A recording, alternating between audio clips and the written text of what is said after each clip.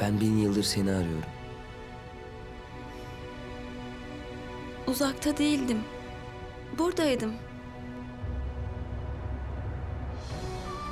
Bir ok atımlık kadar yakında ama kutuplar kadar uzakta. Öyleydi. Ne bir haber, ne de bir selam. Olmadı. Bundan sonra olur mu? Bilmiyorum. Allah kızımdan razı olsun.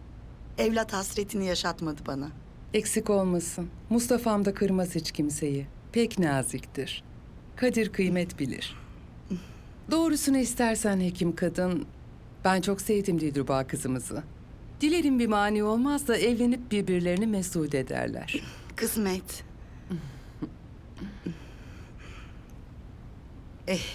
Hay Allah, nerede kaldı acaba bu kız? Ben gidip bir bakayım müsaadenizle.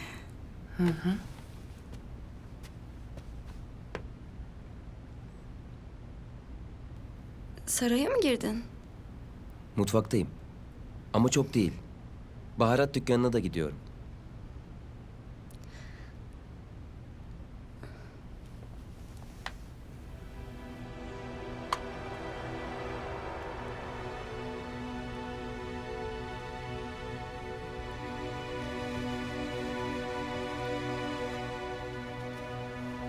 Senin için hazırladım.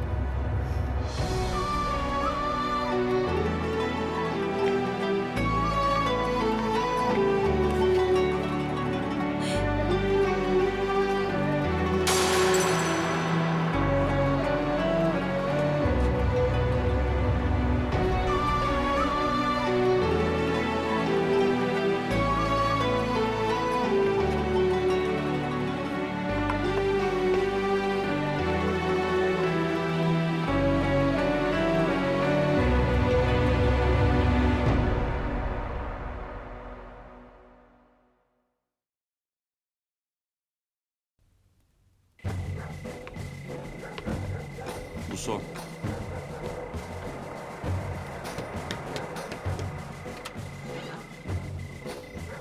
Hayırlı Ramazanlar Allah razı olsun.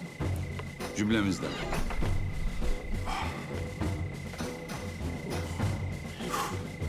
Bu geceyi de bitirdik Halil Efendi. Şükür Allah'a ki bunu bize Ya. nasip etti. Fırında ne kadar un kaldı? Yarın akşamı da çıkarırız inşallah. İnşallah. Allah kerim. Hadi.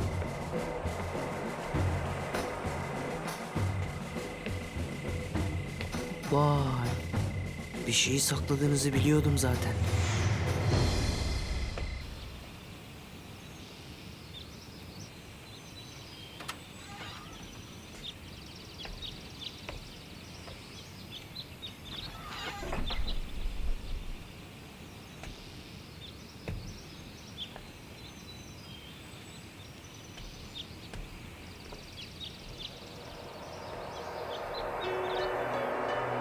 Derin bir kuyu gibiydi gözleri. Bütün gökyüzünü toplamışlar da gözlerinin içine doldurmuşlardı sanki. Bu kadar yıl aradan sonra yine içimi titretti. Yine yüreğimi yaktı. Gülümsedi bana. Gülümsedi. Şükür Allah'a. Çok şükür.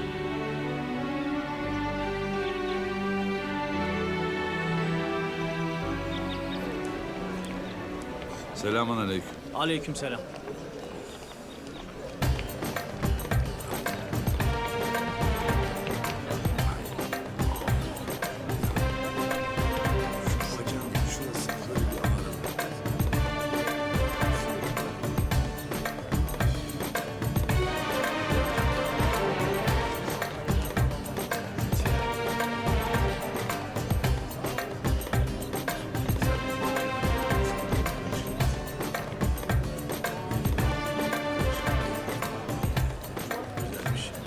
Kaç gündür bir şey gizlediklerini anlamıştım zaten. Ne anlamıştın? Ne çeviriyorsun gene? Korkuttun beni be. Öyle gizli gizli arkadan. Ases misin, meses misin belli değil. Ruhunu teslim edecektin. Sabah sabah burada. Ustamın elini öpüp geçeceğim. Geceden görmedim. Görmezsin tabii. Söyle, kimi görüyorsun sarayda? Allah Allah. Paşaları görmüştür diyorlar. Yeniçeri ağasını. Kapı kolundan birini. Hadi. Hadi git. Hadi be. Allah Allah. Ustam.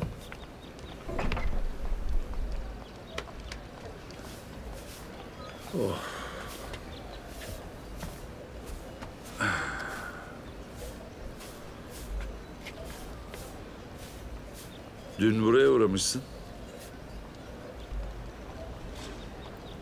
Öyle oldu. Uğraştığına değdi mi peki?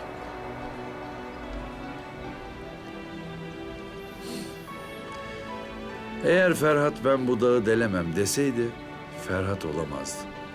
Eğer Mecnun yanıncaya kadar Leyla'sını aramasaydı Mecnun diye biri de yoktu. Sen ne Ferhat'sın ne de Mecnun. Lakin onların yolunda gidiyorsan eğer vazgeçmeyeceksin. Ne yapabilirim ki ustam? Yola çıkan sensin evladım. Onu da sen bulacaksın. Hadi. Hadi geç kalma. Hadi bakalım. Ver bakayım onu. Usta. Hadi sağlıcakla. Hadi bakalım.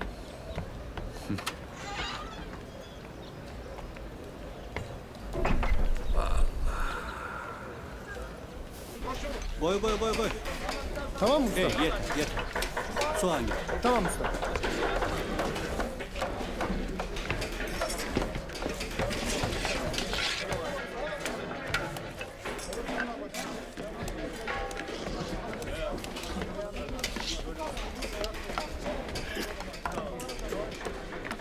Bugün sultanımız çok kızmış. Rami ben ne yaptım ki?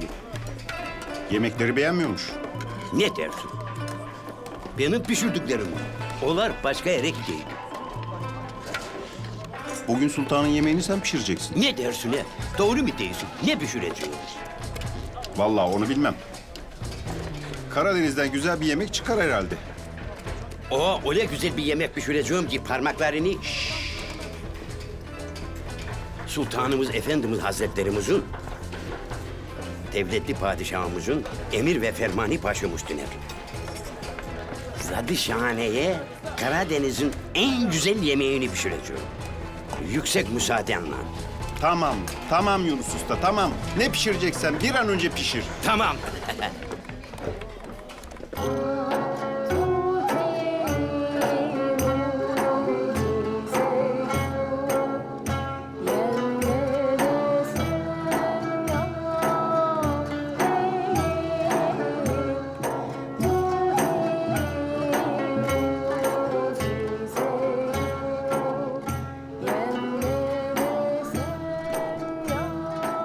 Dün gece ne oldu bir bilsen. Ne oldu?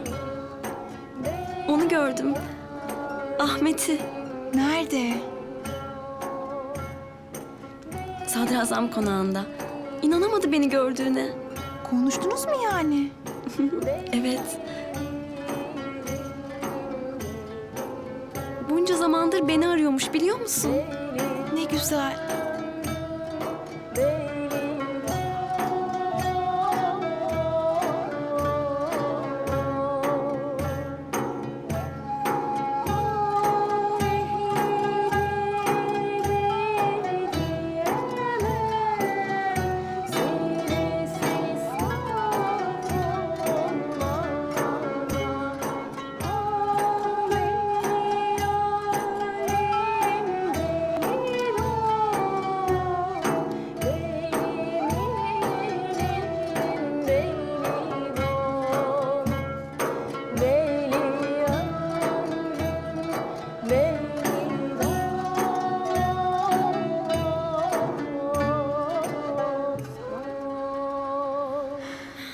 Ne güzel okudu. Ağzına sağlık. Eseri dinlediniz. Bestekarını ve makamını söyleyin bakalım. Eser Sabah makamında bestelenmiş. Bestekarıysa... Buharcızade Mustafa Efendi. Buharcızade mi? Af buyurun. Buhurizade Mustafa Efendi diyecektim. Eser, Itri mahlasıyla tanıdığımız Buhurizade Mustafa Efendi'ye ait. Lakin Sabah değil, Segah makamında bestelenmiştir. Öyle değil mi Nihan Hatun?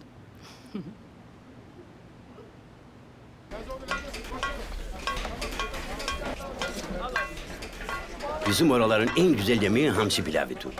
Hamsi yok. O zaman dur bakalım. Hamsi tiblesi. Hamsi ızgara. Hamsi köftesi. Hamsi kuşu. Hamsi tava. Hamsi. Hamsi yok ustam. Tez ol lan, tez ol, tez ol. İhsan. Tamam biliyorum. Hemen usta. Bunların dışında değil. Hadi baba, tez ol. Mısır çorbası. Böyle aç. Mısır helvası. Tamam, tamam. Fasulye kızartması. Koy, koy, koy, koy, koy. Buldum ulan. Kaygana.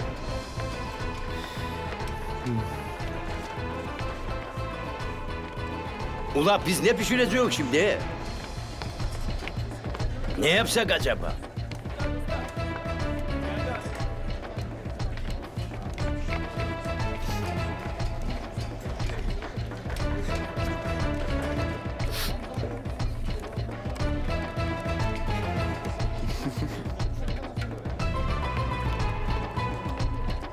Oh mübarek ne güzel duruyor be. Ulan Nurullah koş bakayım. Etli kara lahana dolması yapacağım. Ahmet gel bakayım. Uşağım sen baharatın kokusunu bilirsin ha. Sayenizde ustam. Ha bunda onlar yetmez işte. Maharet Şeregur, maharet. Gel benimle sağ öğreteceğim. Nurullah kap lahanayı. Tamam ustam.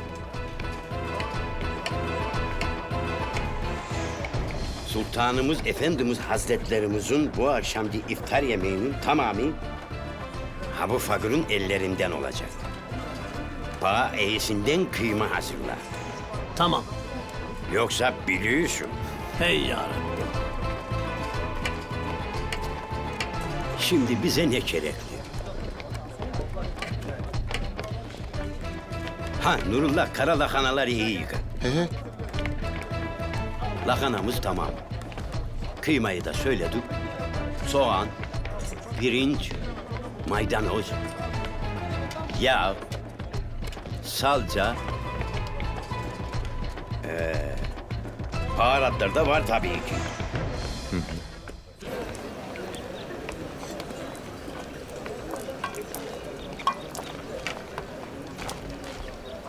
Bizimkiler var ya, Kimler?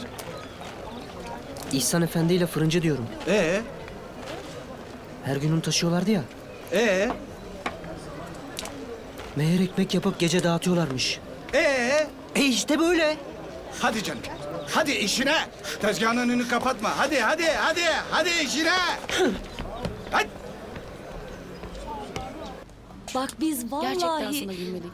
İnan ki ama sana Siz gülmedik. bana güldünüz işte. Seni incitecek bir şey yapmak istemedik. İnan ki. Hekim kadın görmese iyiymiş. Ne yapacaksın şimdi? Bilmiyorum. Ama onu görmeliyim. Nasıl? Baharatçıdayım çoğu zaman dedi. Bu gel demek. Evet. O bana gel demek istedi. Evet, lahanaları haşladık, geldik. Şimdi de içini hazırlayalım.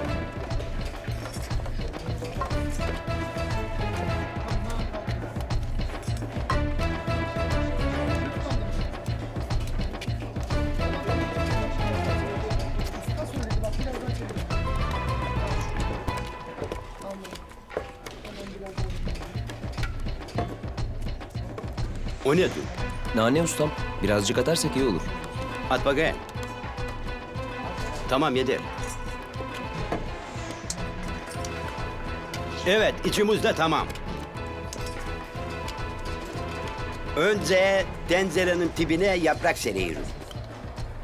Daha lezzetli olur.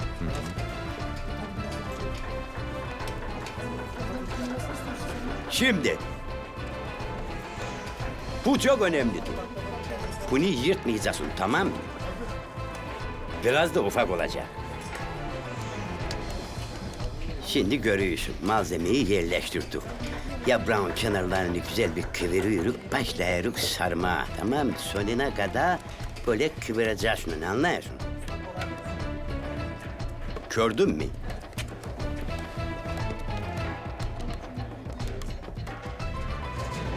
Ustam.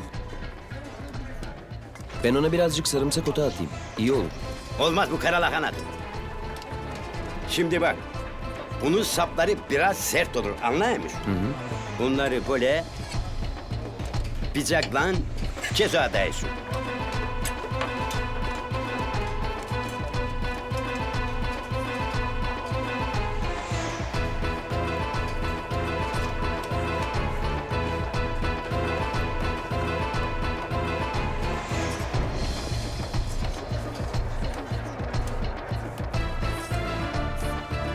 Benim balam Tebriz küftesi diyerim. Benim balam Tebriz küftesi.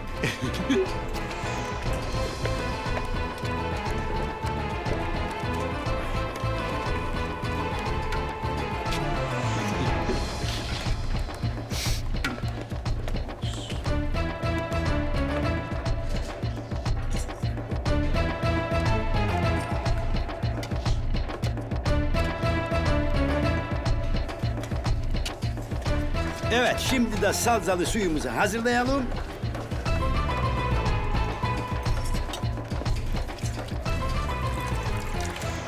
Karıştır.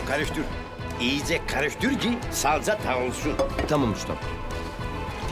Yok. Tamam, yeter. Şimdi de salza suyumuzu ilave edelim.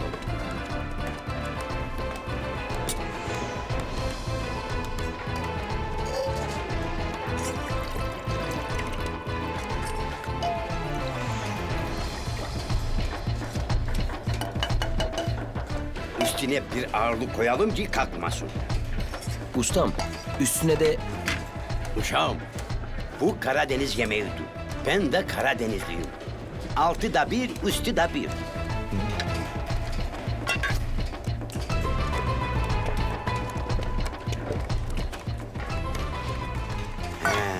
Ha, böyle güzel güzel pişsin bakalım.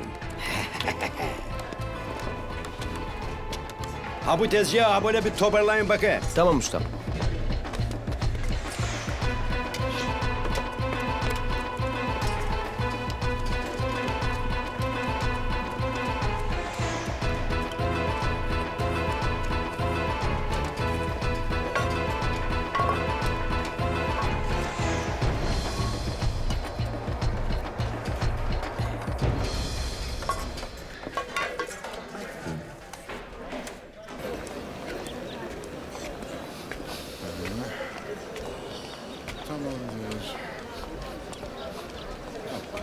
Sağ olasın. Allah razı olsun.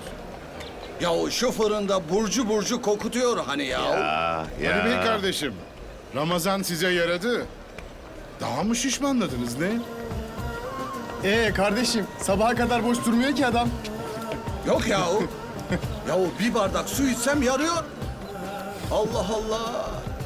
Biz de diyorduk ki ne zamandır buraya meddah uğramaz oldu. Vallahi Ramazan'dan da bir şey anlamaz olduk. Ne gelen var ne giden. Kuruttu. Neyi kurutmuşum?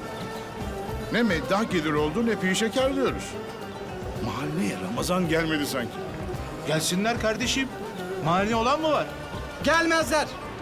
Ya o geçen Ramazan'da adamları bir dövmediğin kaldı. Ne yapayım? Meddahız diye geliyorlar. Gak demeden guk demeye kalkıyorlar. Biz ne meddahlar gördük. Vallahi sahura kadar kimse kıpırdamazdı burada. Ustalar, ben bir deneyeyim diyorum ama... Sen, meddah. Ya 3 ak çelik rızkımız var. Ona da mani olmayın Allah aşkına ya. Ya ustalar bir şey diyeceğim. Bizim İhsan Efendi ile fırıncı kapı kapı dolaşıp ekmek dağıtıyorlar. Vallahi gözümle gördüm. Ulan git tatlı canavarı.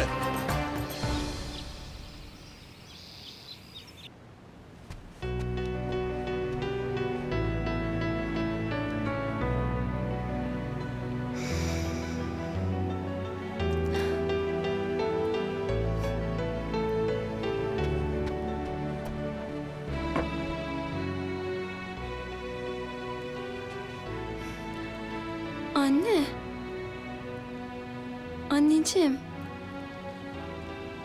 Ne olur sırt çevirmeyin bana. Lütfen. Sizden başka kimim var ki benim? Anneciğim. Ne olur yapmayın böyle.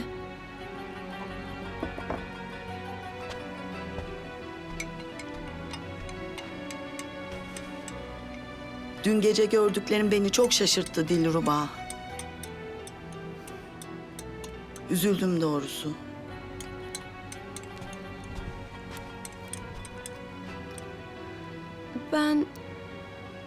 Ben sizi üzmek istemedim.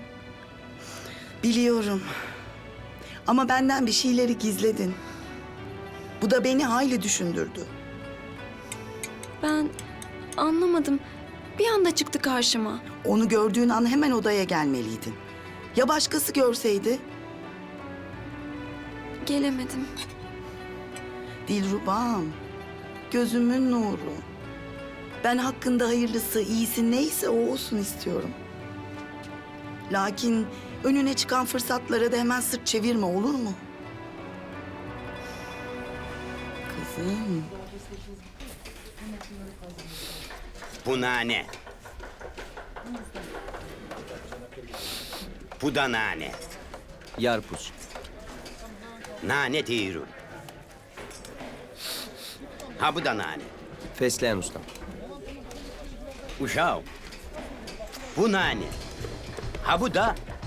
Bu da. Ustam, bu nane, bu yarpuz, bu da fesleğen. Benim balam Ahmet Düz deyir. Sen biliyorsun ne değil? He, bilirim. Sen deyirsen nane, Ahmet deyir fesleğen. Ula bunlar nanedir. Bak hepsi birbirine benziyor.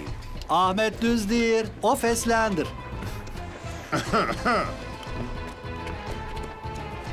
Ustam ben diyorum ki bunlar nanedir. Ahmet sen ne diyorsun? Ustam, bu fesleğen. Hindistan'da buna haşa tanrıların bitkisi derlermiş. Kutsal sayarlarmış. Eski devirlerde Yunan'da Kral Basil'in otu sayıldığını ustamın bir arkadaşı anlatmıştı bana. Bundan dolayı kralların ve haşa huzurdan tanrıların bitkisi derlermiş. Biraz naneye çaldığından ustam nane sandı.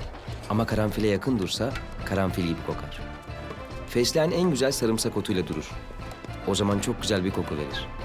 Yemeklerde çok az bulundurmakta fayda var. Uşağım bunlar tevadürdür, tevadür.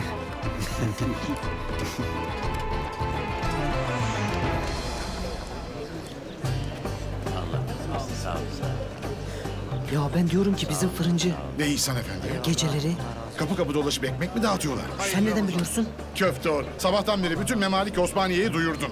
Padişah fermanı olsa bu kadar hızlı dolaştırmazdım. Ya ben kötü bir şey demeyeceğim ki. Hadi yallah. Dükkanın önünü kapatma. Dükkan? Burası dükkan mı? Bir masa, bir tabure, oldu sana dükkan. Biz de açalım o zaman bir dükkan. Hadi git.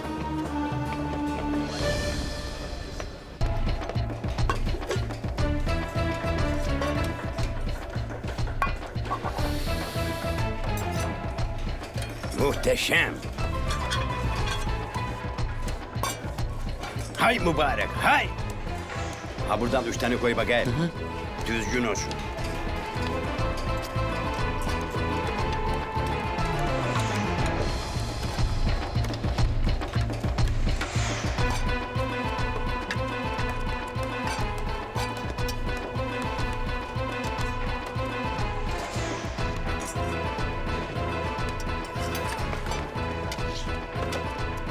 Harika be.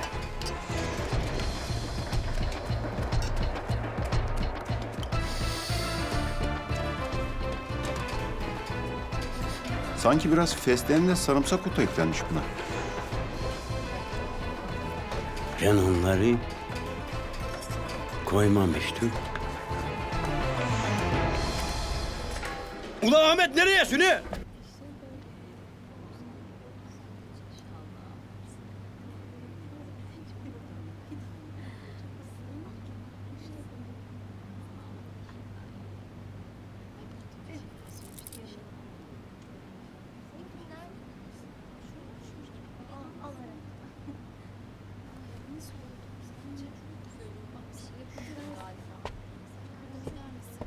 Nasıl olmuş?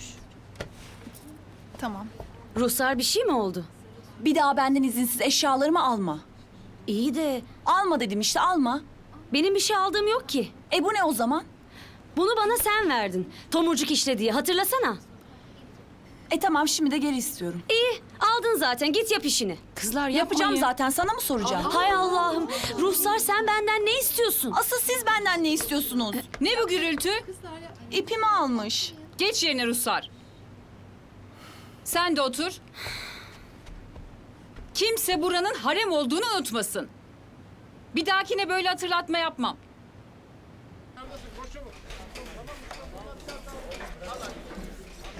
Ula bu nedir? Vallahi usta ben bilmiyorum. Ula kim dedi fesleğen koy sarımsak otu koy? Ustam vallahi benim işim değil. Ula siz benim kellemi mi kestireceksiniz? Ustam haşa biz... Ula Ahmet nereyedir? Ula ben seni çeperteceğim. Fesleğenle sarımsak otunun kıvamını iyi tutturmuşsun Yunus Usta. Ne dersin? Fesleğenle diyorum, sarımsak otunun kıvamını iyi tutturmuşsun. Mis gibi bir koku vermiş.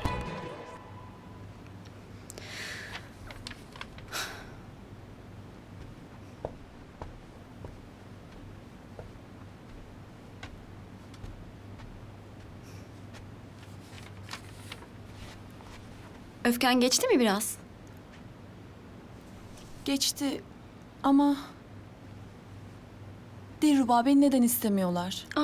Canım. O da nereden çıktı?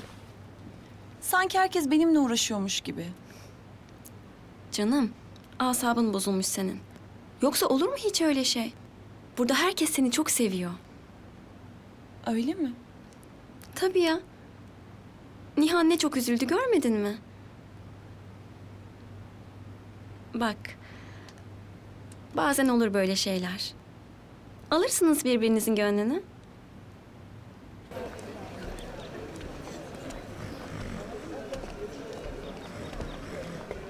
Bak bak bak.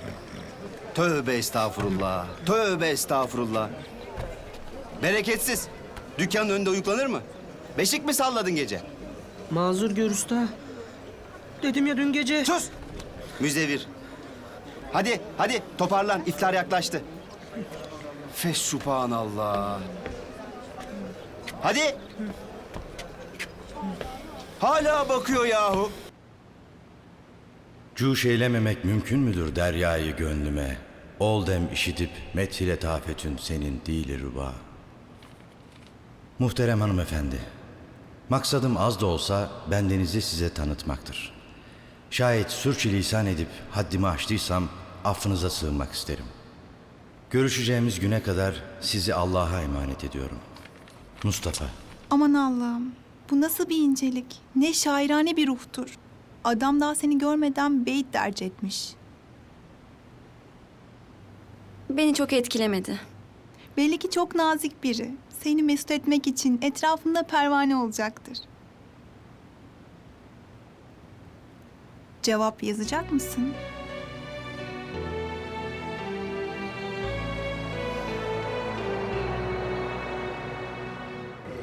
Buyurun. Sağ ol Kerim. Sağ ol oğlum. Eyvallah. Hadi oğlum hadi. Eyvallah sağ ol. Siz de sağ olun. Aa, buyur. Sağ ol. Sağ ol.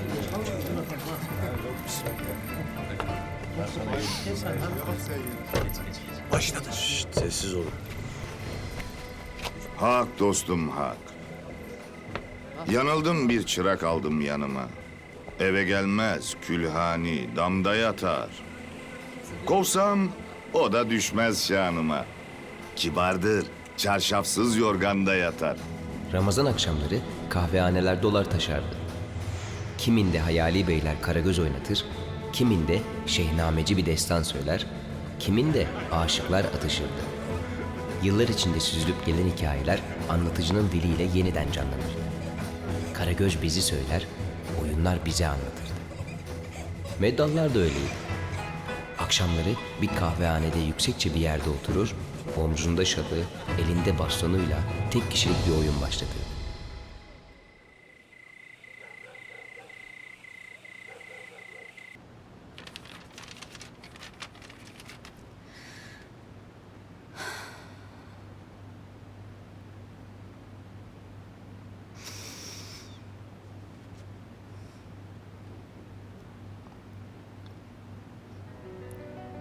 Herkes onu istiyor, biliyor musun?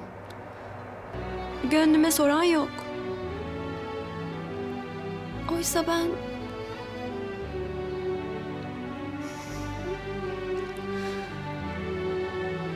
Ne yapmalıyım bilmiyorum.